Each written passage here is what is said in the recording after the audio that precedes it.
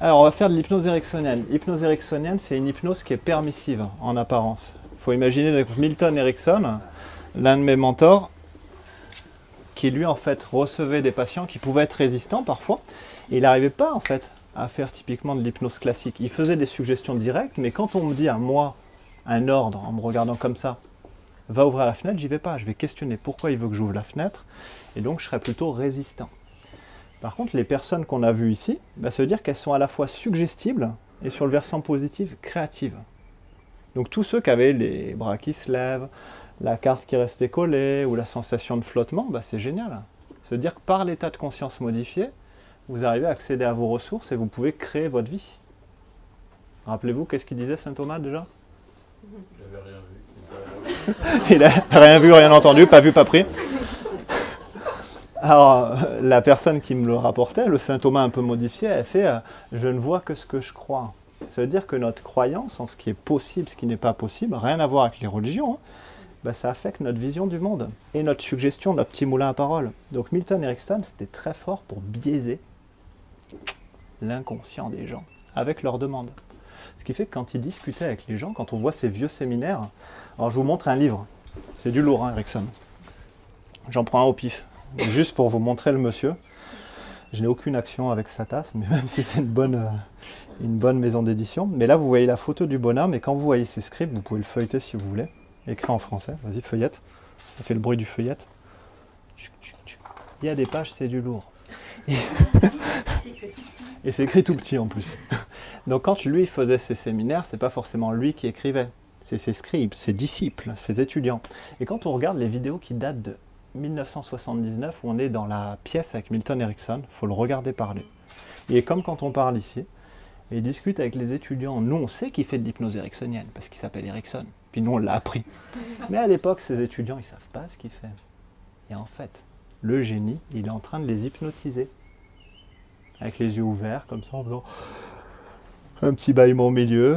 On entend derrière des petits ronflements de certains. En fait, il est en train d'hypnotiser ses étudiants. La meilleure manière d'apprendre l'hypnose, c'est sous hypnose.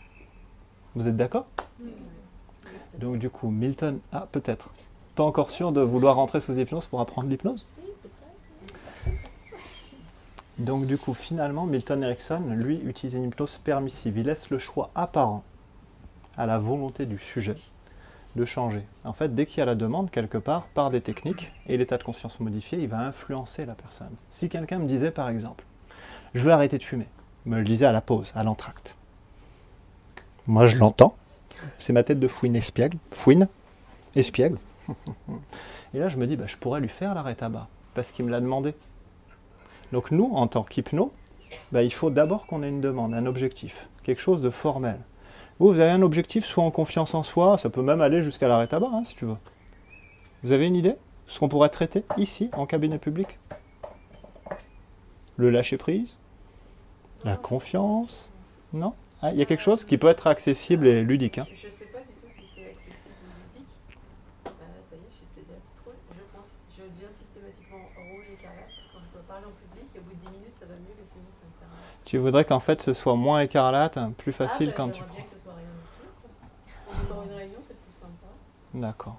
Ok. Arrêt tabac? Ouais. D'autres sujets, non? Est-ce qu'on peut demander à bien dormir la nuit quand on ne sait pas pourquoi on ne dort pas toujours très bien?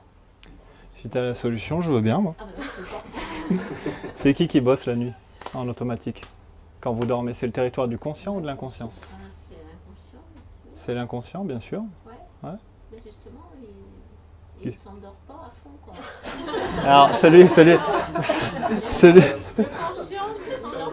celui qui doit s'endormir à fond, celui qui doit s'endormir à fond, finalement, c'est le conscient. Et là, il veille, comme s'il allait se passer quelque chose. Alors souvent, les personnes qui me disent « j'arrive pas à dormir », c'est souvent qu'il y a une raison. Mais elles l'ont pas, sinon elles n'auraient pas besoin de l'hypnose. Donc quand une personne me fait une question comme ça, demande indirecte, « j'ai envie de mieux dormir », moi je lui dis « tu préfères en fait le vivre ici ou là ?»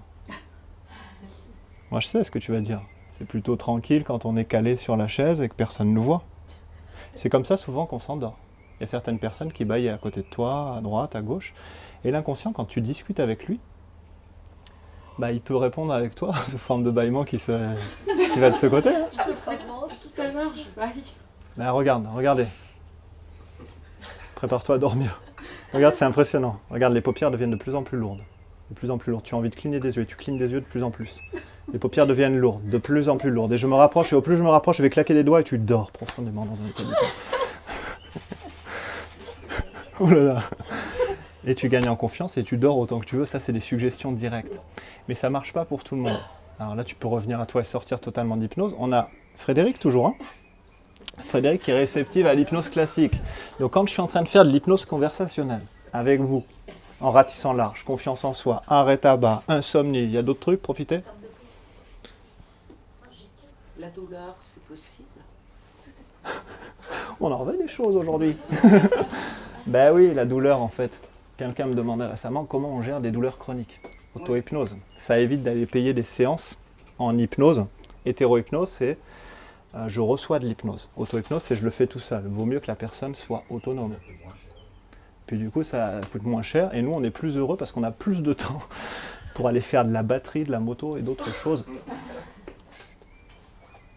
Donc du coup, d'autres sujets, non? Les blocages. Les blocages, comme quoi? Par exemple, quand quelqu'un nous pose une question, on connaît la réponse, on a peur de dire une bêtise, on se bloque et après c'est... moi, c'est mon cas. Alors, moi, ça me touche beaucoup quand tu parles, parce qu'il y a une facette de chacun d'entre nous qui se reconnaît. N'est-ce pas, Frédéric? Oui. Ouais. C'est qu'à un moment donné, on a tous fait cette sensation où on a l'impulsion d'avoir une réponse et on a envie de se prononcer. Et des fois, quand on est dans un groupe, on dit mais peut-être je vais faire une connerie, peut-être que... Et on s'aperçoit que celui qui a parlé juste avant, il l'avait. Et là, généralement, qu'est-ce qu'on ressent? La frustration. Frustration, petite échelle de colère. J'ai les boules. Et du coup, on le garde pour soi. En fait, je suis sûr que là, j'ai quelqu'un qui est profondément bienveillante, avec un petit fond de colère parfois, comme chacun d'entre nous, mais qui n'arrive pas à l'exprimer au bon moment. Si tu arrivais à comprendre, par exemple, que la colère, c'est juste l'expression qui est un de tes sentiments ou un de tes besoins qui a été inassouvi, et que tu le poses à l'autre, t'endors pas tout de suite là quand je parle. Comment tu te sens bien quand je parle? Un peu pas là. Ouais, un peu flottante, hein. Alors si vous regardez, sans qu'elle s'en aperçoive, regardez discrètement. Vas-y Bertrand, retourne-toi discrètement. Il y a quelqu'un derrière toi qui rentre en transe. Qu'est-ce que vous observez chez cette jeune femme qui est en train de rentrer en état d'hypnose? Il y en a plusieurs de jeunes femmes hein, qui rentrent en état d'hypnose. Mais qu'est-ce que vous observez chez Marie-Laure hein? Observez bien. Qu'est-ce que tu vois, Agnès?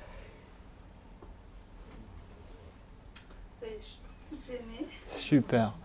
Tu nous autorises à le travailler ou pas? Je mets une protection. Si tu veux le traiter maintenant, c'est génial. Ouais? Bon, on l'applaudit très très fort. Tu veux venir? Alors, je vais t'installer ici. Je suis désolé pour l'arrêté bas, je vais le faire en global, hein, en conversationnel ou après. Hop. Alors, vas-y, installe-toi. Alors. Oh, t'as chaud toi aussi. Tu m'autorises à toucher ton épaule? Oui. Ouais. Merci Marie pour la place.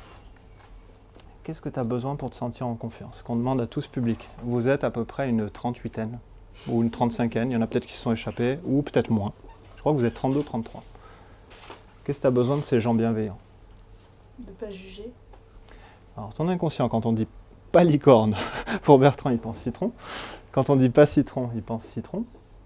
Quand on dit pas juger, il entend juger. Qu'est-ce que tu veux à la place du jugement? Du soutien. Bienveillance. Alors on va te laisser. Tu as besoin de leur aide ou pas? Ouais, je pense. Ouais. Alors vas-y. Qu'est-ce que vous voulez lui donner de vous? Un accueil. L'accueil, Bienveillance. l'accueil, la bienveillance, la compréhension. La compréhension. Ça t'a plu ça? Ouais. Comment on le voit que ça t'a plu physiquement, à ton avis? Ton inconscient est venu ici, hein? Il est venu avec toi. Oui. Tu respires tranquillement, posément. Là, tu fais des mouvements avec tes mains. C'est ok. Et tu t'aperçois que tu écoutes des gens qui te donnent de la bienveillance, de la sécurité, du soutien. Et qu'est-ce que tu as besoin d'autre pour te laisser aller en confiance, à fermer les yeux tranquillement, Comme si tu rentres dans une bulle, qu'est-ce que tu as besoin pour faire ça? Premier truc qui te passe par la tête. Je sais pas. Ok. Qu'est-ce que vous pourriez lui donner pour qu'elle se sente totalement en sécurité? La légèreté. Oui. Non, la compréhension plus ça. Ouais, la compréhension. C'est qui avait dit compréhension là? Regarde-la bien. Qu'est-ce que c'est qui t'a plu dans son mot compréhension? Comprendre les personnes. D'accord. T'aimerais bien qu'on te comprenne profondément ou juste en superficie? Profondément. D'accord. Que tu te sentes accueilli, en sécurité, et que tu puisses te laisser aller au contact de ton inconscient pour le faire évoluer, en confiance et en sécurité. Oui. Alors est-ce que tu préfères, comme j'avais dit, tu te rappelles de Cruella? Oui. Elle m'avait fait le coup des yeux ouverts, ça fait l'exorcisme, la personne elle descend les escaliers comme ça. Tu préfères quoi? Yeux ouverts ou yeux fermés? Les yeux fermés. D'accord. Ouf. Tu manges pas de chauve-souris toi? Non. Là j'ai entendu le cri de la chauve-souris à l'extérieur, faites gaffe. Donc, alors, est-ce que tu préfères te mettre comme ça pour entrer dans l'état d'hypnose ou te redresser? Redresser. Si jamais tu plonges un petit peu en avant, est-ce que je peux te retenir?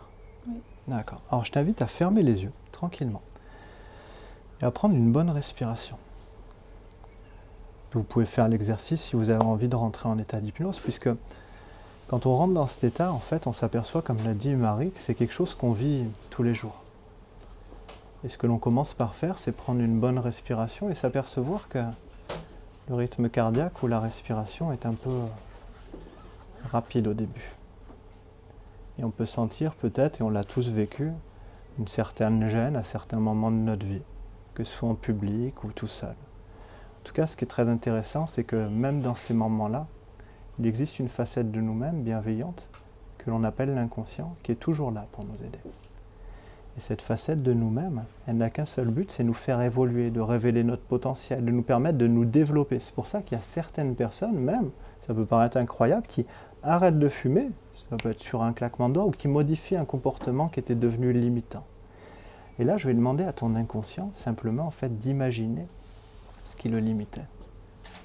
Ou peut-être mieux, d'imaginer, en fait, ce qui le limitait vis-à-vis de la confiance en soi, ou vis-à-vis d'être devant un groupe. Et là, je suis sûr que quand on lui demande ça, par association d'idées, il a quantité de situations.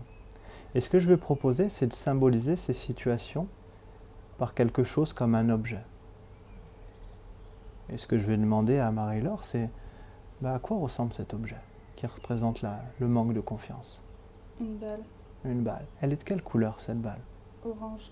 Grande ou petite? Grande. D'accord. On imagine qu'on a un grand sac dans lequel on puisse mettre tout ce qui te limitait.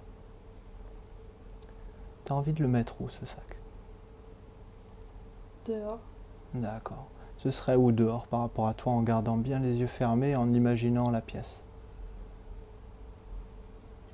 Dans une décharge. D'accord. Ok. Alors on va mettre ce sac à la décharge. Bien évidemment, si on était en hypnothérapie, on pourrait aller chercher des choses dans ce sac pour les transformer. C'est d'accord. Mais ce que je vais demander simplement à Marie-Laure, c'est de prendre une bonne respiration et je vais claquer des doigts. Ce rythme que tu as entendu, qui aide à rentrer dans cet état d'hypnose, un état de conscience modifié dans lequel elle se sente bien. Et progressivement, on peut s'apercevoir que la position du corps va commencer à s'affaisser.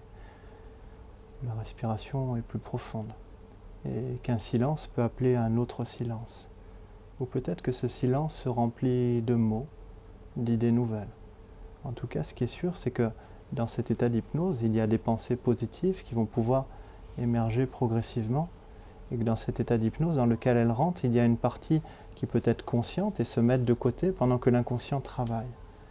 Et je pense qu'il va y avoir même une certaine émotion. Peut-être une émotion du domaine de la joie, ou peut-être la tristesse, ou encore la peur, voire la colère.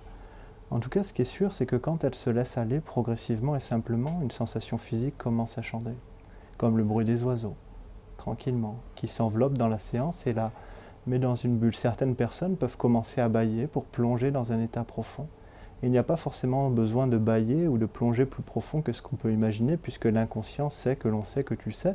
Et je ne te demande pas de ne pas croire à tout ce que je ne vais pas dire quand tu rentres dans un état d'hypnose de plus en plus profondément, à mesure que tu sais que dès demain, aujourd'hui sera hier, ce qui signifie que les choses auront été intégrées. Je me demande quelle est la partie plus profonde de notre inconscient qui travaille à l'heure où nous parlons. En tout cas, ce qui est sûr, c'est que l'on peut imaginer une situation positive où l'inconscient va commencer à dissocier l'ancienne façon de faire. Cette façon de faire, on l'a vu avec la balle tout à l'heure, celle que l'on a mis dans la décharge, loin derrière elle. Elle est capable d'en parler. Elle en a peut-être toujours parlé et elle avait commencé à s'auto-suggérer des choses. Or, quand on transforme ces choses, qu'on les met de côté, il y a de la place pour d'autres choses, comme de nouvelles suggestions, des nouveaux apprentissages. Et ce que je vais lui demander à cette partie d'elle-même, qui est très créative, associative, c'est d'imaginer tout le positif dans la vie de Marie-Laure. Certaines personnes pourraient imaginer une vie sans tabac, bien sûr, mais quand on se libère d'un comportement, ce qui est important pour l'inconscient, c'est d'avoir quelque chose de nouveau et de positif. Aussi, la plupart des personnes qui veulent arrêter de fumer, par exemple, ce qu'elles ont besoin, c'est souvent de s'interroger à un niveau plus profond sur qu'est-ce qu'elles souhaitent donner à l'inconscient, en lien avec le désir, le plaisir, la sécurité, pour révéler leur potentiel. Et c'est quelque part pareil dans la confiance en soi. Ce qui est très intéressant quand on se libère d'un vieux comportement qui était peut-être utile quand on était petit. Voilà. C'est que l'inconscient réagit. Un peu comme porté par un bruit extérieur, comme le chant d'un oiseau qui nous accompagne. Et je vais demander simplement à l'inconscient de dissocier cette ancienne manière de faire, celle qui reflétait, voilà, très bien. On pourrait s'apercevoir, si on écoute à un autre niveau, que l'inconscient peut communiquer par une déglutition, par un doigt qui bouge, ou encore une profonde respiration, quand il intègre les suggestions. Bien sûr, l'oiseau nous accompagne toujours, et c'est profondément apaisant. C'est comme une nouvelle vie. Et ça me rappelle l'histoire amazonienne de cet arbre qu'on appelle Téberli, qui était plus petit, ou plutôt il se croyait plus petit que les autres. Et pourtant il avait des racines éparses, profondes, mais il était le plus petit de ces arbres amazoniens. Et Téberli, lui, en fait, à un moment donné, sous l'emprise de la confiance, simplement a laissé des oiseaux se déposer dans le creux du nid. Si l'on imaginait par exemple cette main, ou plutôt cette branche qui peut être légère, ici à cet endroit-là. On pourrait imaginer que finalement cette branche soit disponible pour de nouveaux apprentissages. Et Téberli, lui, dans un mouvement de sérénité, a pu accueillir les oiseaux qui ont fait leur nid tranquillement, à leur rythme, d'une manière confortable, parce qu'il savait que même si Téberli n'avait pas forcément toutes ses ressources, n'avait pas toutes ses capacités, même s'il doutait de lui, il savait que pour eux, d'un autre point de vue, il était bien solide et stable, et plus fiable que bien des grands arbres à l'extérieur. Aussi, ils ont commencé à tisser ce lien de branches, de brindilles, et à un moment donné, c'est souvent au printemps, on le sait. Alors, je fais juste une introduction, une petite digression. Vous savez que les cigognes, on les associe souvent aux bébés. Vous savez pourquoi? Simplement, en fait, parce que les cigognes, elles viennent 9 mois après une autre saison et qu'il faut se réchauffer. Mais ça, c'est une autre histoire. Je le mets de côté. Continuons avec Téberli. Ce qui est très intéressant, c'est qu'ils ont pondu des œufs, ces oiseaux. Ils avaient tellement confiance en Téberli que finalement, en fait, ils l'ont laissé à un moment donné tout seul en apparence. Et ils ont pris leur envol, ces deux oiseaux, ce papa et cette maman. Et ils ont laissé les œufs. Et puis Téberli, lui, était un petit peu au début fébrile en se disant « est-ce que je vais réussir ou pas ?» Et là, sous l'influence d'un vent, ou plutôt d'une bourrasque amazonienne, alors ceux qui connaissent les bourrasques amazoniennes, ça fait un bruit particulier. Là, il y a Stéphane qui connaît la bourrasque amazonienne, le bruit. Exactement, rien à voir avec Cruella et les Porky Queen. Ça fait exactement, ça fait et on s'aperçoit que ça a commencé à bouger, à droite et à gauche. Il s'est porté en fait par ce bruit. Voilà. Et là, à un moment donné, on a senti comme si la branche commençait à bouger. d'un mouvement abrupt. Elle a commencé à bouger, à osciller, et il s'est senti en fait fébrile. Et les œufs ont tombé avec le nid, et dans un mouvement rapide, comme dans un mouvement réflexe, elle rattrapa l'ensemble des œufs et le nid. Téberli commença à porter un autre regard sur lui-même. Il s'est dit que s'il arrivait dans un mouvement réflexe totalement inconscient à rattraper les choses qui paraissaient hors de portée, il commença à porter un regard sur lui-même, différent. Et il s'aperçut en observant tout son tronc qu'il y avait une sorte de trou, ou plutôt un vide. En même temps, simplement, les oiseaux ont commencé à éclore et il se dit je devrais même en fait finalement cette nouvelle vie ici, à l'endroit où j'en ai le plus besoin. De manière à se sentir pleine, rassasiée, positive. Et la main commençait à bouger pour aller transporter cette nouvelle vie, cet oiseau simplement à l'endroit où on a le plus besoin. Un bruit apaisant. Ce qui fait que souvent, cela dit, en fait, quand on entend des oiseaux, notamment au printemps, quand vous balandez par exemple dans Lyon ou ailleurs, vous entendez, vous le verrez demain, avec vos oreilles, vous allez vous apercevoir que ça aura quelque chose d'apaisant. Comme si vous n'aviez jamais entendu les oiseaux si proches. C'est des oiseaux positifs, rien à voir avec Hitchcock. Donc en fait, même si on imaginait des corbeaux, même si on imaginait des rouges-gorges, des merles, des rapaces, elle est capable en fait de se laisser porter en se disant que c'est justement des oiseaux, liberté, tranquillement et manière de faire. Et cette main commençait à bouger. Et je me demande à quel endroit elle va déposer chez Téberli cette nouvelle vie, cette sensation. En tout cas, ce qui est sûr, c'est que dans un mouvement instinctif, sur un claquement de doigts, elle va bouger. Soit pour la mettre au niveau du visage, tranquillement, et ça va bouger sereinement pour apaiser les pensées, soit au niveau du cœur pour apporter une sensation d'ancrage, de confiance profonde, ou au niveau du ventre pour intégrer des apprentissages passés. Et ça bouge. On peut sentir jusque dans le tronc de Téberli comme ça bouge.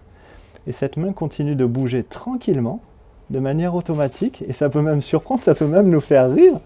Ce qui est très important, c'est de s'apercevoir que les sensations à l'intérieur sont connectées à cette main. C'est comme si l'oiseau rentre à la maison à l'endroit où elle en a le plus besoin. C'est comme si cette nouvelle vie qui s'amorce dès demain pourra lui permettre de gagner en confiance et en sérénité. Alors bien sûr, cette main avance à son rythme et je remercie l'inconscient pour tout ce qu'il fait maintenant. Et surtout pour ce cadeau qu'il fait pour une autre personne qui écoute ici. Tranquillement, en se libérant, s'autorisant à être. Voilà. Et cette main va toucher le plexus et elle pourra prendre une bonne respiration. Et la légende dit simplement que Téberli commença à grandir, à prendre des racines.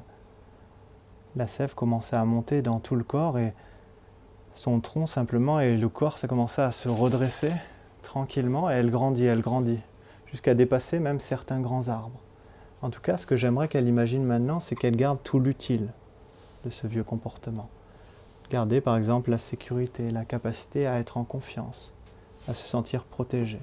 Et maintenant, je vais lui demander, comme si on imaginait un écran de cinéma et quelqu'un qui est face à moi va pouvoir claquer des doigts. Voilà, et on imagine là-bas un écran de cinéma et qu'on observe cet écran de cinéma.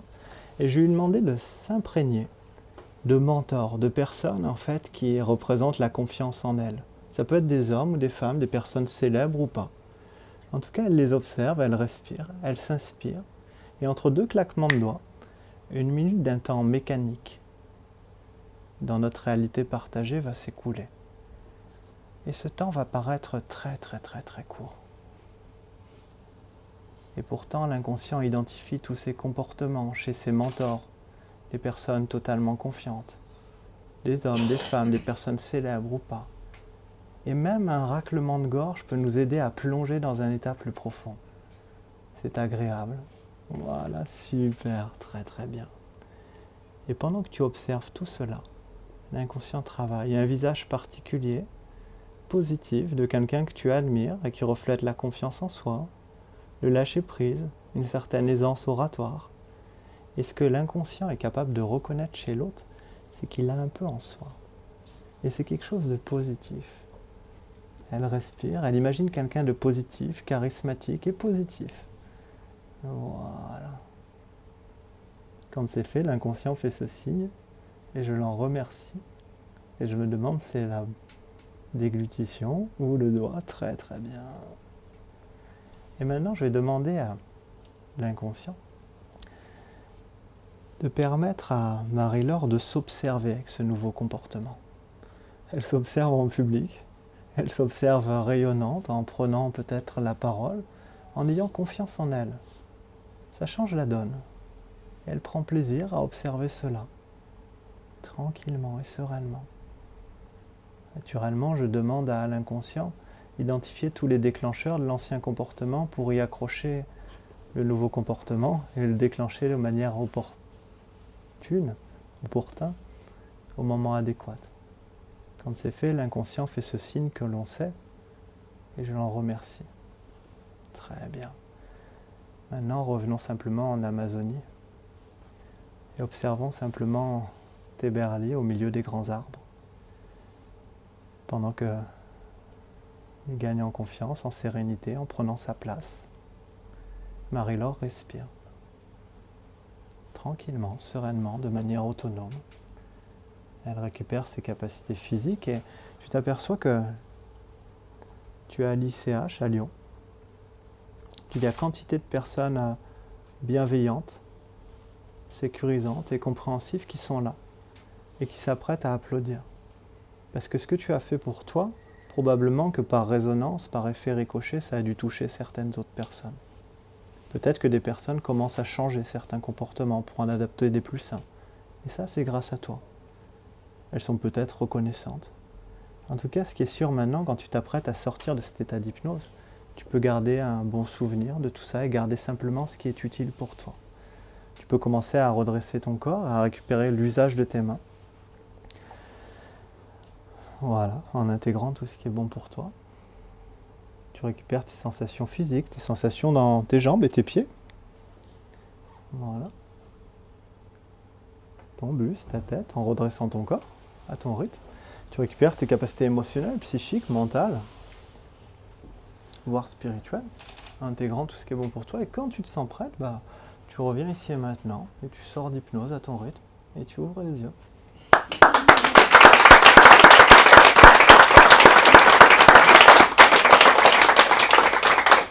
Comment tu le sens? Ça va. Alors, avant d'entendre ce qu'il y a derrière, ça va, donnez-lui un feedback positif. C'est quoi que vous avez envie de lui dire? Vas-y, Lydie. Merci. Ah, Jacques, merci. Merci parce que tu m'as permis de ressentir certaines choses aussi, donc merci à toi. Merci beaucoup. Allez-y, lâchez-vous. Donnez-lui le feedback qu'elle mérite. Même les timides, hein, vous pouvez y aller. Hein. Bravo. Bravo. Il y a un beau sourire qui apparaît. Yes. Tu m'as fait ressentir beaucoup de vie en toi. Dans tes voilà, dans ce que tu as dégagé, dans tes expressions, il y avait beaucoup de vie à l'intérieur. Ouais, moi j'ai senti beaucoup de force et de bienveillance surtout. Une vraie bienveillance. Merci. Ça veut dire quoi, ça? Ça veut dire ça. Ouais. Dis-lui Ouais, quand même. Quand c'est comme ça, c'est comme si je te disais avec le cœur, quoi. Et puis je l'ouvre ici. C'est de cœur à cœur, donc merci.